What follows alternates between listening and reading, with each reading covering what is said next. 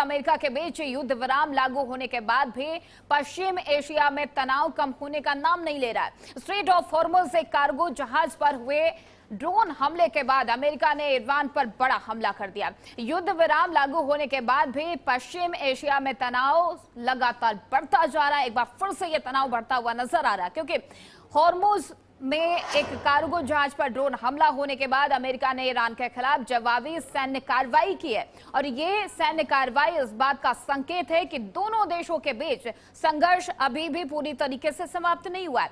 25 जून को Hormuz straight of Hormuz से गुजर रहे सिंगापुर के एक कार्गो शिप पर ड्रोन हमला किया गया। अमेरिका ने इस हमले के लिए ईरान को जिम्मेदार ठहराया और कहा कि यह हालिया युद्ध विराम का उल्लंघन है। और इसके जवाब में अमेरिकी सेंट्रल कमांड ने ईरान के मिसाइल और ड्रोन फैसिलिटीज और रडार ठिकानों पर हवाई हमले किए हैं। अमेरिकी राष्ट्रपति डोनाल्ड ट्रंप ने ड्रोन हमले को युद्ध विराम का मूर्खतापूर्ण उल्लंघन बताया है। दरअसल उपराष्ट्रपति जेडी वेंस ने भी चेतावनी दी है कि अगर ईरान ने आगे भी ऐसे कदम उठाए तो हिंसा का जवाब हिंसा से दिया जाएगा। उधर ईरान ने स्ट्रेट ऑफ हॉर्मुज़ में अपनी भूमिका पर जोर देते हुए कहा कि क्षेत्रीय समुद्री सुरक्षा में उसका अधिकार है। ईरानी अधिकारियों ने संकेत दिया है कि यदि अमेरिका सैन्य दबाव बढ़ाता है तो वो भी जवाब देने का अधिकार सुरक्षित रखता है। और ऐसे में सवाल ये उठता है कि क्या दोनों देशों के बीच हुआ सीज फायर टूट गया है। सवाल यह भी कि क्या आने वाले दिनों में हालात और भी बिगड़ सकते हैं।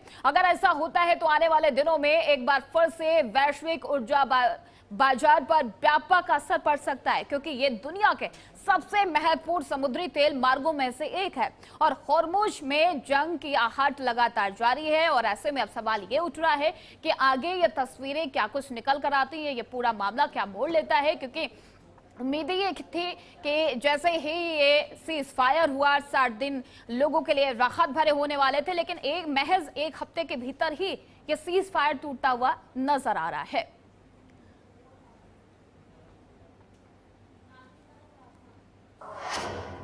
और इसी पर हमारे साथ चर्चा के लिए retired colonel TP Tyagi ji हमारे साथ रक्षा विशेषज्ञ जुड़ चुके हैं। आपका बहुत बहुत सर स्वागत है HNN न्यूज पर।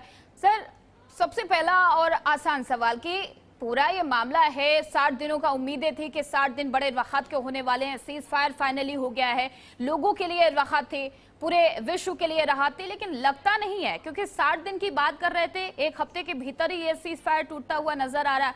क्या इस हमलों से सर ये माना जाए कि आने वाले दिनों में और भी स्थिति बेहद भयावह हो सकती है, सीज फायर ये टूट सकता है, या यूं माना जाए कि टूट गया है? त्यागी जी। आर्या जी, आपका बहुत धन्यवाद अपने चैनल पर हमें बुलाने के लिए। और आपने शुरू में कहा कि बड़ा आसान सवाल। मैं कहता हूँ आज की तारीख में यही $1 मिलियन क्वेश्चन है, यही सबसे बड़ा सवाल है कि साहब ये कैसा सीज फायर है, ये सीज फायर है या ड्रामा है। यानी कि एक दूसरे के ऊपर अटैक कर रहे हैं, पर फिर भी इतना कहा जा सकता है कि इतना होने के बाद भी सीज फायर टूटा नहीं है। दरअसल में एक दूसरे के ऊपर डोमिनेंस दिखाने की एक होड़ मची हुई है। ईरान ने स्ट्रेट ऑफ हॉर्मुज़ में एक कॉमर्शियल शिप के ऊपर ड्रोन से हमला कर दिया। उस हमले के जवाब में अमेरिका ने डिस्प्रपोर्शनेट हमला किया, यानी कि ईरान के ड्रोन सेंटर्स के ऊपर भी, मिसाइल फैसिलिटी के ऊपर भी, और केशम आइलैंड, वो आइलैंड जो स्ट्रेट ऑफ हॉर्मुज़ के मुंह के ऊपर, एंट्रेंस के ऊपर स्थित है, सबसे बड़ा आइलैंड है, उसके ऊपर हमला किया। जब अमेरिका ने ये हमला किया तो फिर ईरान ने हमला किया, उसने कुवैत के ऊपर हमला किया। अब हो सकता है कि इस हमले का बदला अमेरिका फिर एक दूसरा हमला लेके करे और फिर ये एक चेन बन जाएगी।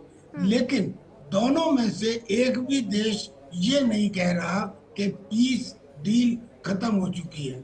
कारण ये है कि अगर अब ये पीस डील टूटती है या जो मेमोरेंडम ऑफ अंडरस्टैंडिंग है, अगर ये खत्म होता है तो अमेरिका के लिए पहले से ज्यादा खतरनाक स्थिति होगी। एक तो ये कि मिडिल ईस्ट कंट्रीज ऑलरेडी उनका विश्वास अमेरिका पर कम हुआ है। इंटरनेशनल कम्युनिटी का दबाव कि तुम्हारी वजह से स्ट्रेट ऑफ हॉर्मुज बंद हुआ था और अभी भी बंद है और आप उसे खोलने के लिए मदद नहीं कर रहे हैं, उनका दबाव। और तीसरा जो सबसे बड़ा दबाव है वो है डोमेस्टिक। 1973 का वो जो वार रेजोल्यूशन है उसमें खुद इनकी रिपब्लिकन पार्टी के मेंबर्स भी डेमोक्रेट से जा मिले और उन्होंने ये पास किया कि इन्हें अपनी सेनाएं तुरंत वहां से मिडिल ईस्ट से बुला लेनी चाहिए।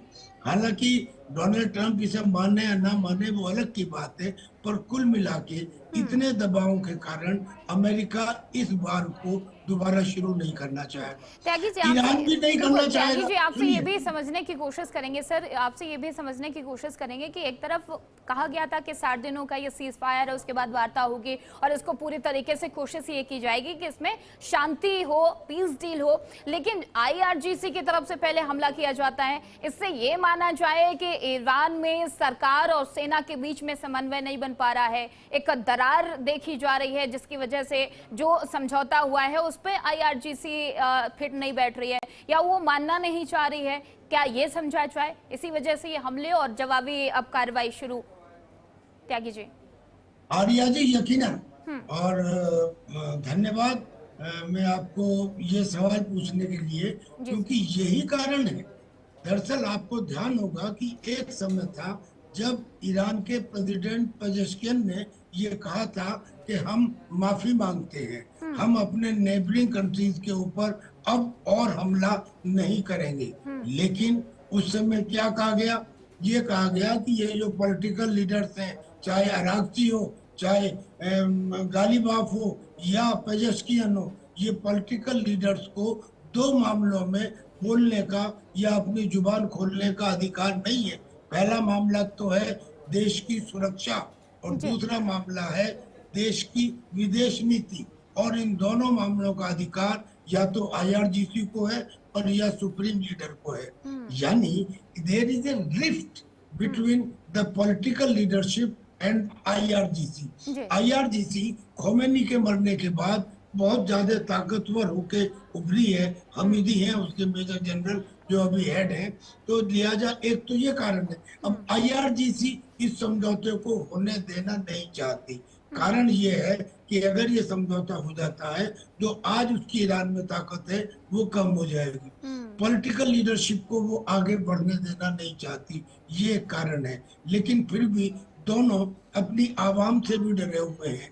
आवाम की स्थिति ये है कि वहाँ का जो फाइनेंशियल पोजीशन थी वो तो खराब थी, इसी वजह से प्रोटेस्ट शुरू हुए थे, युद्ध में और ज्यादा खराब हो गई, फिर अब स्थिति और भी ज्यादा खराब हो गई। और अब ऐसे में अगर उसको एक शब्द बाग दिखा दिया गया कि आपको $300 बिलियन का कंपनसेशन भी दिया जा सकता है, आपके जो फ्रीज अकाउंट है $25 बिलियन के वो भी दिए जा सकते हैं, आपके सैंक्शंस भी परमानेंटली हटा दिए जाएंगे, टेम्परेरी तो हटा दिए गए हैं। और ईरान ने वो खून में उसके मुंह लग गया है कि अभी तक सैंक्शन थे, अब जो उसने तेल का व्यापार इतने कुछ दिनों में ही किया है वो ट्रिमेंडस है। तो अब अगर ईरान युद्ध छेड़ता है तो ये सारे फायदे जो उसे मालो माल बना रहे थे वो रुक जाएंगे। लिहाजा ईरान भी इस युद्ध को तोड़ना नहीं चाहेगा। अब ना अमेरिका चाहता है ना ईरान चाहता है, लेकिन ये दिखाना है हम ताकतवर हैं, हम ताकतवर हैं, हम चुप नहीं बैठेंगे, तुम जरा सा भी काम करोगे हम आप उसका जवाब देंगे। बिल्कुल त्यागी जी, और अगर ये पीस डील टूटती है, ये समझौता टूटता है तो स्थिति बड़ा भयावह हो सकती है, ना सिर्फ ईरान अमेरिका के लिए बल्कि आसपास के तमाम उन देशों के लिए, क्योंकि straight of Hormuz main point है और ऐसे में अगर वो बंद होता है तो महंगाई चरम पर जाएगी, भारत पर भी इसका असर पड़ेगा। बहुत बहुत धन्यवाद त्यागी जी हमारे साथ जुड़ने के लिए और अपना कीमती समय HNN के साथ साझा करने के लिए। लेकिन लगातार सवाल ये खड़ा हो रहा है कि मिडिल ईस्ट के हालात क्या सुधर पाएंगे? क्या ये जो तस्वीरें एक के बाद एक बार फिर से निकलती हुई नजर आ रही हैं, क्या ये आगे और भी भयावह रूप लेंगे या फिर पीस डील दोबारा से एक समझौता जो है दोबारा से उस टेबल पे जाएगा?